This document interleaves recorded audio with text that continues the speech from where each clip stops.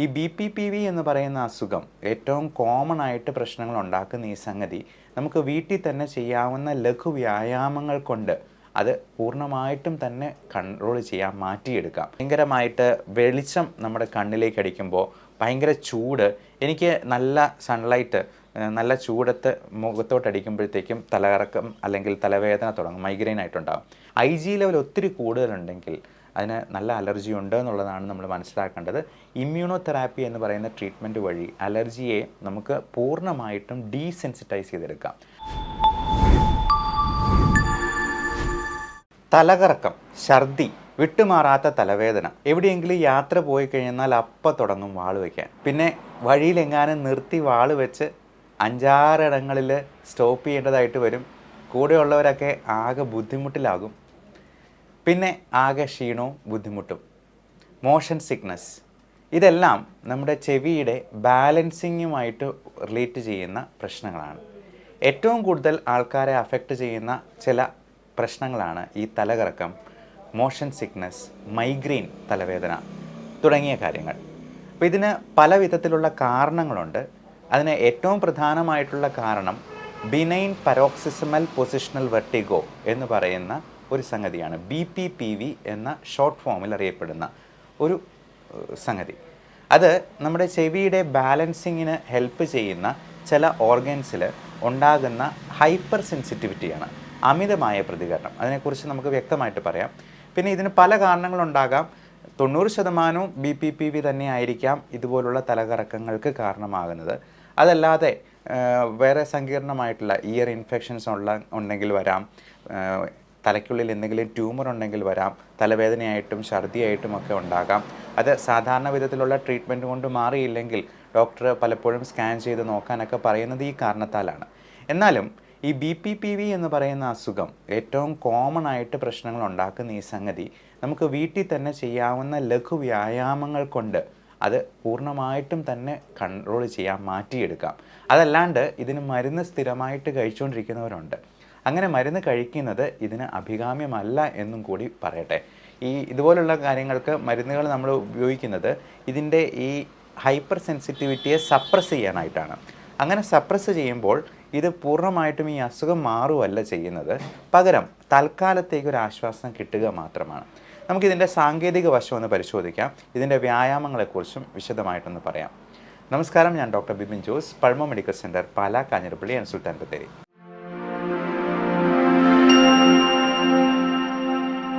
Patient പൊതുവെ പറയാറ് ഏതെങ്കിലും ഒരു സൈഡിൽ പെട്ടെന്ന് തല തിരിക്കുമ്പോഴോ അല്ലെങ്കിൽ പെട്ടെന്ന് കുനിയുമ്പോഴോ അതല്ലെങ്കിൽ കിടന്ന സ്ഥലത്ത് നിന്ന് എണീറ്റിട്ട് അങ്ങ് നടന്നു പോകുമ്പോഴോ ഒരു തലകറക്കം പോലെ തോന്നും.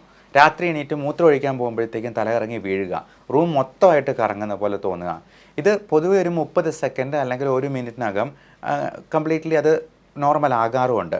പക്ഷേ ഓരോ തവണ ഈ ഒരു ദിശയിലേക്ക് തല തിരിക്കുമ്പോൾ ഈ തലകറക്കം വീണ്ടും വീണ്ടും വന്നുകൊണ്ടിരിക്കുകയാണ്. അപ്പോൾ ഇത് എന്തുകൊണ്ടാണ് സംഭവിക്കുന്നത് എന്നുള്ളത് നമുക്കെല്ലാവർക്കും ഒന്ന് മനസ്സിലാക്കാം. ചെവി കേൾവിക്ക് മാത്രമല്ല ഇയർ ബാലൻസിങ്ങിനും കൂടി, അതായത് നമ്മുടെ ബോഡി ബാലൻസ് കീപ്പ് ചെയ്യാനും കൂടി അത്യാവശ്യമാണ്. ചെവിയുടെ ബാലൻസിങ്ങിന് 3 പ്രധാനമായ കുഴലുകളുണ്ട്. അത് പല ഡയറക്ഷൻസിലാണ് ഇരിക്കുന്നത്. ഈ കുഴലിൻ്റെ ഉള്ളിൽ ചെറിയ വെള്ളം പോലത്തെ ഒരു സാധനമുണ്ട്, കൂടാതെ കാൽഷ്യം ക്രിസ്റ്റൽസ് ഉണ്ട്. അപ്പോൾ നമ്മൾ ചെവി ഒരു സ്ഥലത്തേക്ക് തിരിക്കുമ്പോൾ അതിനകത്തേക്ക് ഉള്ള വെള്ളം അങ്ങോട്ടും ഇങ്ങോട്ടും മാറിക്കൊണ്ടിരിക്കും. ഈ നീക്കം കൊണ്ട് നമ്മുടെ തലച്ചോറിലേക്ക് സിഗ്നൽ പോകും. അതാണ് നമ്മുടെ ബാലൻസിനെ കീപ്പ് ചെയ്യാനായിട്ട് നമ്മുടെ ബ്രെയിനിനെ സഹായിക്കുന്നത്. അപ്പോൾ നമ്മൾ ഈ വ്യക്തി തിരിയുമ്പോൾ തല അങ്ങോട്ടോ ഇങ്ങോട്ടോ മാറുമ്പോഴത്തേക്കും ഈ പറയുന്ന മാറ്റം ഉണ്ടാകുന്നുണ്ട്. അതേപോലെ തന്നെ ഇതിൻ്റെ ചെവിയുടെ ബാലൻസിങ് ഓർഗനിൻ്റെ ഒരു ഭാഗത്ത് കാൽഷ്യം ക്രിസ്റ്റൽസും ഉണ്ടാകും.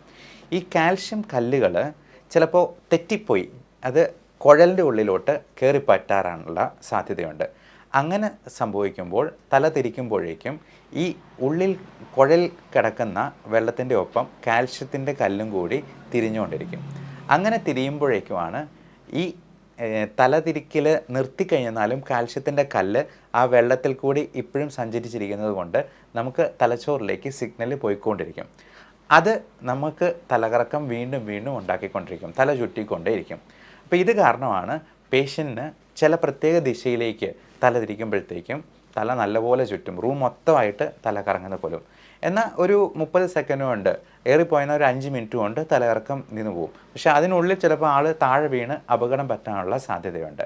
അപ്പോൾ ഇതിൻ്റെ കാരണം കൃത്യമായിട്ട് കണ്ടുപിടിക്കുക. അത് അതിൻ്റെ ചികിത്സ എന്താണെന്ന് നമുക്ക് നോക്കാം. നമുക്ക് ഒ പി ഡി തന്നെ ഒരു പൊസിഷണൽ ടെസ്റ്റ് കൊണ്ട് ഇത് നമുക്ക് കണ്ടുപിടിക്കാം, ഡയഗ്നോസ് ചെയ്യാം. അപ്പോൾ പേഷ്യൻറ്റിനെ ഒരു ബെഡിലോ എക്സാമിനേഷൻ ടേബിളിലോ നമ്മൾ കിടത്തുക, തല അങ്ങോട്ടും ഇങ്ങോട്ടും തിരിച്ചു നോക്കും.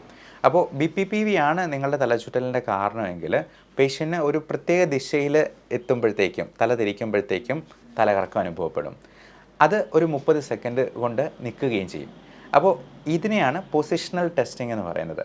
അപ്പോൾ അതിൻ്റെ ട്രീറ്റ്മെൻറ്റ് അപ്പം തന്നെ നമുക്ക് OPD നിന്ന് ചെയ്യാറുണ്ട്. അപ്പോൾ അത്യാവശ്യം ഉള്ളപ്പോഴത്തേക്കും അതിനുള്ള മരുന്നുകൾ നമ്മൾ കൊടുക്കാറുമുണ്ട്.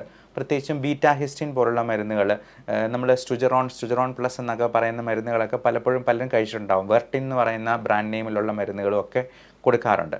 പക്ഷേ ഇത് താൽക്കാലികമായിട്ട് നമ്മളിതിനെ ഒന്ന് അബോലിഷ് ചെയ്യാനായിട്ട് മാത്രം, അബോർട്ടീവ് ട്രീറ്റ്മെൻ്റ് ആയിട്ട് മാത്രം കൊടുക്കാൻ പറ്റുന്നതാണ്. ഇനി മൈഗ്രെയിൻ എന്ന് പറയുന്ന പ്രശ്നം പ്രസിപ്പിറ്റേറ്റ് ചെയ്യുന്ന ഒരുപാട് കാരണങ്ങളുണ്ട്. പലതരത്തിലുള്ള ഭക്ഷണങ്ങൾ, പലതരത്തിലുള്ള പ്രസിപ്പിറ്റേറ്റിംഗ് ഫാക്ടേഴ്സ് ആയിട്ടുള്ള ഭയങ്കര ശബ്ദം, ഭയങ്കരമായിട്ട് വെളിച്ചം നമ്മുടെ കണ്ണിലേക്ക് അടിക്കുമ്പോൾ, ഭയങ്കര ചൂട്, എനിക്ക് നല്ല സൺലൈറ്റ്, നല്ല ചൂടത്ത് മുഖത്തോട്ടടിക്കുമ്പോഴത്തേക്കും തലകറക്കം അല്ലെങ്കിൽ തലവേദന തുടങ്ങും, മൈഗ്രെയിൻ ആയിട്ടുണ്ടാകും.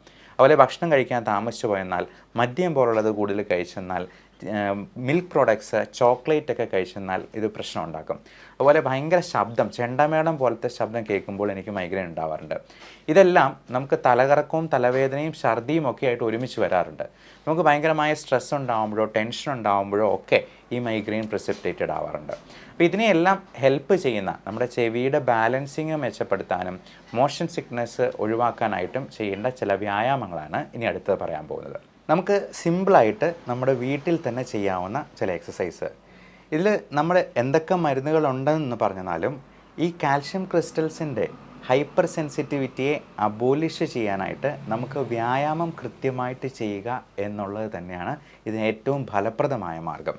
അത് ചെയ്യാതെ നമ്മൾ മരുന്നുകൾ തന്നെ സ്ഥിരമായിട്ട് കഴിച്ചുകൊണ്ടിരിക്കുന്നത് കൊണ്ട് പ്രത്യേകിച്ച് പ്രയോജനമൊന്നുമില്ല, അത് അഭികാമ്യവുമല്ല. അപ്പോൾ അതുപോലെ vitamin deficiencies, vitamin A, C, D3, zinc, selenium പോലുള്ള മിനറൽസ്, വൈറ്റമിൻ ഇ, ഒമേഗ 3 ഒക്കെ കഴിക്കുന്നത് നമുക്ക് വളരെ ഹെൽപ്ഫുള്ളാണ്. വൈറ്റമിൻ D3 കിട്ടാനായിട്ട് ഇളം വെയിൽ രാവിലെയും വൈകുന്നേരം അരമണിക്കൂർ നമ്മൾ ഷർട്ടിടാതെ മുറ്റത്തൂടെ നടക്കുന്നത് പോലും ഹെൽപ്പ് ചെയ്യുന്നതാണ്. ഇനി വീട്ടിൽ ചെയ്യാവുന്ന എക്സസൈസിലേക്ക് നമുക്ക് വരാം. അപ്പോൾ ഈ എക്സസൈസ് എന്ന് പറയുന്നത് നമുക്ക് ഇരുന്നുകൊണ്ടോ അല്ലെങ്കിൽ കിടന്നുകൊണ്ടോ വേണമെങ്കിൽ ചെയ്യാം. പക്ഷേ ഇപ്പോൾ കിടന്നുകൊണ്ട് ചെയ്യാവുന്ന എക്സസൈസുകൾ നമുക്ക് ആദ്യം പറയാം. അത് കണ്ണുകൾ ആദ്യം മുകളിലോട്ടും പിന്നെ കീഴോട്ടും നോക്കുക. Eye movements, looking up and below. അതേപോലെ തന്നെ ആദ്യം ഇടത്തോട്ടും പിന്നെ വലത്തോട്ടും മാറി മാറി നോക്കുക. Looking alternatively left and right. അടുത്ത കൺവേർജൻസ് എക്സസൈസ്, കണ്ണുകളെ ഒരിടത്ത് തന്നെ കേന്ദ്രീകരിച്ച് ഏകോപിപ്പിച്ചുകൊണ്ടുള്ള എക്സസൈസ്. ഹെഡ് മൂവ്മെൻറ്റ്സ്, തല ആദ്യം മുൻപോട്ടും പിന്നെ പിറകോട്ടും ഇങ്ങനെ തിരിക്കുന്ന എക്സസൈസ്. കുനിക്കുകയും തിരിക്കുകയും ചെയ്യുന്ന exercise. Bending alternatively forward and backward. അതേപോലെ തന്നെ തല ഇടത്തോട്ടും വലത്തോട്ടും മാറി മാറി തിരിക്കുക. Alternatively to left and right. ഇനി ചുമലുകളുടെ എക്സസൈസ് ഉണ്ട്. സിറ്റിംഗ് പൊസിഷനിൽ shrugging and rotating the shoulders. ചുമലുകൾ ഉയർത്തുക പിന്നെ കറക്കുക. ഈ എക്സസൈസ് നമ്മുടെ ചെവിയുടെ ബാലൻസിങ്ങിനെ ഹെൽപ്പ് ചെയ്യും. ഇരുന്നുകൊണ്ട് മുന്നോട്ട് കുനിഞ്ഞ് എന്തെങ്കിലും സാധനങ്ങൾ എടുക്കുക അല്ലെങ്കിൽ കാലിലൊന്ന് തൊട്ടിട്ട് എണീക്കുക. Bending forward and lifting up objects. അടുത്ത എക്സസൈസ്, തലയും ശരീരവും ഒരുമിച്ച് ആദ്യം ഇടത്തോട്ടും വലത്തോട്ടും മാറി മാറി തിരിക്കുക. അത് നമ്മുടെ വയറ് കുറയാനായിട്ടും കൂടി ഹെൽപ്പ് ചെയ്യും ഈ റൊട്ടേറ്റിംഗ് എക്സസൈസ്. ഈ എക്സസൈസുകൾ നമ്മൾ കൃത്യമായിട്ട് ദിവസവും 2-3 പ്രാവശ്യം വീതം ചെയ്യുക മിനിമം. അങ്ങനെ 2 ആഴ്ചത്തേക്ക് അല്ലെങ്കിൽ ഒരു 3-4 ആഴ്ചത്തേക്ക് ചെയ്യാം. 42 സെറ്റ് എന്നാണ് അതിനെ പറയുക. 30 സെറ്റ് കഴിഞ്ഞിട്ട് മിക്കവാറും ആൾക്കാർക്ക് നല്ല റിലീഫ് കിട്ടാറുണ്ട്. ഒരു 10 ദിവസം കൊണ്ട് തന്നെ നല്ല റിലീഫ് കിട്ടും. ഏകദേശം 30% ഇയർ ബാലൻസിങ്ങിൻ്റെ പ്രശ്നങ്ങളുള്ളവർക്ക് അത് 1 വർഷം വരെ നീണ്ടു നിൽക്കാൻ സാധ്യതയുണ്ട്. പക്ഷേ ഈ വ്യായാമം കൃത്യമായിട്ട് ചെയ്തെന്നാൽ അത് പൂർണ്ണമായിട്ടും തന്നെ നമുക്ക് മാറ്റാം. ഭക്ഷണത്തിൽ നമ്മൾ ശ്രദ്ധിക്കേണ്ട കാര്യം സോഡിയം കുറച്ചുള്ള, ഉപ്പ് കുറച്ചുള്ള ഭക്ഷണങ്ങൾ നമ്മൾ ഉപയോഗിക്കുക. ഉപ്പിൽ ഒരല്പം കുറവ് വന്നാൽ പോലും BP-യിൽ പോലും അത്രയും കുറവുണ്ടാകാം.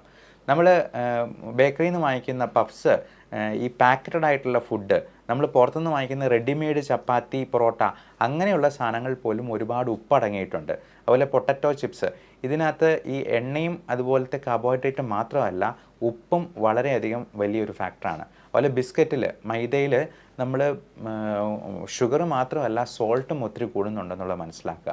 അപ്പം BP വളരെ നോർമലായിരിക്കണം. ലൈഫ് സ്റ്റൈൽ ഡിസീസ് എന്തെങ്കിലും ഉണ്ടെങ്കിൽ, ഷുഗർ, കൊളസ്ട്രോൾ അതൊക്കെ ഉണ്ടെന്നുണ്ടെങ്കിൽ നല്ല കൺട്രോളിലായിരിക്കണം. അമിതവണ്ണം ഉണ്ടെങ്കിൽ അത് കുറയ്ക്കുക. ഇതെല്ലാം നമുക്ക് ഈ പറയുന്ന തലകറക്കം, മൈഗ്രെയിൻ, ഗ്യാസ്ട്രൈറ്റിസ് മൂലം ഉണ്ടാകും. നമുക്ക് ഭക്ഷണത്തിലുണ്ടാകുന്ന പല അപാകതകളും മൈഗ്രെയിൻ, ഗ്യാസ്ട്രൈറ്റിസ് ഉണ്ടാക്കാം. ഈ ഗ്യാസ്ട്രൈറ്റിസ് ഉണ്ടാക്കുമ്പോൾ അതിൽ നിന്ന് മൈഗ്രെയിൻ ഉണ്ടാക്കാം. അതാണ് ചില ഭക്ഷണങ്ങൾ കഴിക്കുമ്പോൾ ചിലർക്ക് അലർജി ഉണ്ടാകുന്നത്. നമുക്ക് പറ്റാത്ത പല ഫുഡും ഉണ്ടാകാം. ഉദാഹരണത്തിന് ഒത്തിരി പേർക്ക് പാൽ അലർജി ഉണ്ട്, ലാക്ടോസ് ഇൻടോളറൻസ്. അതുപോലെ ഗോതമ്പിന് അലർജി ഉണ്ട്, ഗ്ലൂട്ടൻ ഇൻടോളറൻസ് എന്ന് പറയും. അപ്പോൾ ഇതൊക്കെ നമ്മുടെ ഉള്ളിലോട്ട് ചെല്ലുമ്പോൾ നമ്മുടെ ആമാശയത്തിലും കുടലിനുള്ളിലുമൊക്കെ ചുവന്ന തിണർത്ത് വരികയും അൾസേഴ്സ് ആയിട്ട് വരികയും ചെയ്യാം. നമുക്ക് സ്കിൻ അലർജി ഉള്ളപ്പോൾ റാഷസ് ഉണ്ടാകുന്ന പോലെ ഇത് നമുക്ക് ഉള്ളിലുള്ളത് കാണാൻ പറ്റുന്നില്ല എന്ന് മാത്രം. എൻഡോസ്കോപ്പിയൊക്കെ ചെയ്യുമ്പോൾ ഈസോഫാജൈറ്റിസ്, ഗ്യാസ്ട്രൈറ്റിസ്, കൊളൈറ്റിസ് എന്നൊക്കെ പറഞ്ഞ് നമ്മൾ കണ്ടിട്ടുണ്ടാവും.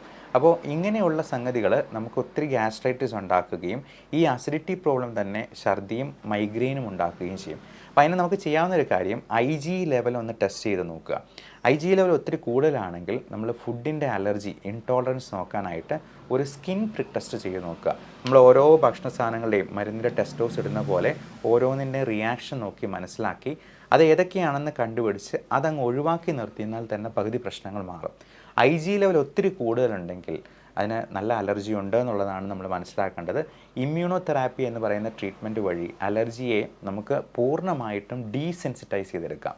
അത് എത്ര ചെറുപ്രായത്തിൽ ചെയ്യുന്നു അത്രയും നല്ലത്. അല്ലെങ്കിൽ അത്രയും കാലത്തേക്ക് എത്രയും പെട്ടെന്ന് ഈ അലർജി മാറ്റിയില്ലെന്നുണ്ടെങ്കിൽ നമ്മുടെ ജീവിതകാലം മുഴുവൻ അലർജി പല തരത്തിൽ നമ്മളെ ബാധിച്ചുകൊണ്ടിരിക്കും. അത് വൈറസ് സംബന്ധമായ പ്രശ്നങ്ങൾ മാത്രമല്ല, ചിലപ്പോൾ സ്കിന്നിൽ റാഷസ്, സ്കിന്നിൽ നിറവ്യത്യാസം, പിഗ്മെൻറ്റേഷൻ, മൂക്കടപ്പ്, തുമ്മൽ, കണ്ണ് ചൊറിച്ചിൽ, ചുമ, കഫക്കെട്ട്, ശ്വാസം മുട്ടൽ, ഇത് സൈനസിൽ കഫക്കെട്ടുണ്ടായിട്ട് സൈനസൈറ്റിസ് ആയിട്ടുണ്ടാവുക, അതിൽ നിന്നുണ്ടാകുന്ന തലവേദന, ഛർദി, വിട്ട് പനി, കൊച്ചു പിള്ളേർക്കാണെങ്കിൽ എല്ലാ മാസവും തന്നെ അഡ്മിറ്റ് ആകേണ്ട കേസ് കേട്ട് എന്നും ആൻറ്റിബയോട്ടിക്ക് തന്നെ പോകേണ്ടി വരിക. ഇതെല്ലാം നമുക്ക് കൃത്യമായിട്ട് അലർജി ട്രീറ്റ് ചെയ്ത് മാറ്റുന്നതിലൂടെ പ്രിവെൻറ്റ് ചെയ്യാനായിട്ട് പറ്റും. മാത്രമല്ല ഇങ്ങനെയുള്ള ഇൻഫെക്ഷൻസ് കൊണ്ട്, ചെവിയുടെ ഇൻഫെക്ഷൻസ്, ചെവി വേദനയൊക്കെ ഉണ്ടാകുന്ന കുഞ്ഞുങ്ങൾക്ക് നമുക്കിതിനുള്ള വാക്സിനേഷൻസ് കൊടുക്കാം. ഇതുപോലുള്ള റെസ്പിറേറ്ററി ഇൻഫെക്ഷൻസ് മെയിനായിട്ടും ഇൻഫ്ലുവൻസ വൈറസും ന്യൂമോകോക്കൽ ബാക്ടീരിയയുമാണ് ഉണ്ടാകുന്നത്. ഇതിന് രണ്ടിനും വളരെ ഫലപ്രദമായിട്ടുള്ള വാക്സിൻസ് ഇന്ന് അവൈലബിൾ ആണ്. എൻ്റെ മോന് ഞാൻ കൊടുത്തിട്ടുണ്ട്, എനിക്കെടുത്തിട്ടുണ്ട്, എൻ്റെ പേരൻസിനുമൊക്കെ ഞാൻ എല്ലാ വർഷവും ഇൻഫ്ലുവൻസ ഫ്ലൂ വാക്സിൻ, അത് വിദേശത്തൊക്കെ എല്ലാ ആളുകൾക്കും നമ്മൾ വിൻ്ററിന് മുൻപായിട്ട് ഗവൺമെൻറ് തന്നെ അങ്ങോട്ട് പറഞ്ഞ് എടുപ്പിക്കാറുണ്ട്. അതുപോലെ തന്നെ ഫ്ലൂ ഷോട്ട് പോലെ തന്നെ 5 വർഷത്തേക്കുള്ള ബാക്ടീരിയൽ ഇൻഫെക്ഷൻ പ്രിവെൻറ്റ് ചെയ്യാനായിട്ടുള്ളതാണ് ന്യൂമോകോക്കൽ വാക്സിൻ. അലർജി ഉള്ളവർക്ക് പെട്രോൾ കിടക്കുന്ന പോലെയാണ്, അത് അടുത്തൂടെ ഒരു തീപ്പൊരി പോയെന്നാലും കയറി പിടിക്കും. അത് മാറി വരാനായിട്ട് നമുക്ക് ചിലപ്പോൾ മാസങ്ങളോ, ചിലപ്പോൾ അത് മാറിയില്ലാന്ന് തന്നെ വരും. അതിൻ്റെ കൂടെ ചുമയും ശ്വാസമുട്ടലും ഒക്കെ കൂടെ വരാൻ സാധ്യതയുണ്ട്. അപ്പോൾ ഇത്തരത്തിലുള്ള റെസ്പിറേറ്ററി ഇൻഫെക്ഷൻസ് നമ്മുടെ ചെവിയിലോട്ടും പെട്ടെന്ന് സ്പ്രെഡ് ചെയ്യും. കാരണം ഇതിനെ രണ്ടിനെയും കണക്ട് ചെയ്യുന്ന ഒരു ട്യൂബാണ് യൂസ്റ്റേഷ്യൻ ട്യൂബ് എന്ന് പറയും. കുഞ്ഞുങ്ങൾക്ക് അത് വളരെ സ്ട്രെയിറ്റ് ആയിട്ടിരിക്കുന്നതുകൊണ്ട് പെട്ടെന്ന് തന്നെ ഇൻഫെക്ഷൻസ് ചെവിയിലോട്ട് പോവുകയും ചെവി വേദനയായിട്ട് കുഞ്ഞുങ്ങൾ രാത്രി മുഴുവൻ ഉറക്കമില്ലാതെ കരച്ചിലും ഒക്കെ ഉണ്ടാകാൻ സാധ്യതയുണ്ട്. എന്നാൽ വളർന്നു വരുമ്പോഴത്തേക്കും ആ യൂസ്റ്റേഷൻ ട്യൂബിന് ചെറിയ വളവുകളൊക്കെ ഉള്ളതുകൊണ്ട് അത്ര പെട്ടെന്ന് തന്നെ ഇൻഫെക്ഷൻ സ്പ്രെഡ് ചെയ്യുന്നില്ല എന്നുള്ളതുകൊണ്ട് ഈ പറയുന്ന ഓട്ടൈറ്റിസ് മീഡിയ എന്ന് പറയുന്ന കണ്ടീഷൻ മുതിർന്നവരിൽ അത്ര സാധാരണമല്ല, എന്നാലും ഉണ്ടാകാനുള്ള സാധ്യതകൾ ഉണ്ട് എന്നുള്ളതാണ്. അതുകൊണ്ട് ഇൻഫെക്ഷൻസിനെ പ്രിവെൻറ്റ് ചെയ്യുക, അലർജി പൂർണ്ണമായിട്ടും ട്രീറ്റ് ചെയ്ത് മാറ്റുക. വെർട്ടിഗോയുടെ മെയിൻ കാരണം, തലകറക്കത്തിൻ്റെ മെയിൻ കാരണമായ BPPVക്ക് നമ്മൾ വേറെ മരുന്നുകൾ കഴിച്ചുകൊണ്ടിരിക്കുകയല്ല, ഞാൻ ഈ പറഞ്ഞ വ്യായാമങ്ങൾ കൃത്യമായിട്ട് ചെയ്ത് അത് പൂർണ്ണമായിട്ട് മാറ്റുക. എല്ലാവർക്കും നല്ല ആരോഗ്യം ഉണ്ടാവട്ടെ. Love and regards doctor Bipin Jose, pulmo medical centre, Pala, Kanjirappally and Sultan Bathery.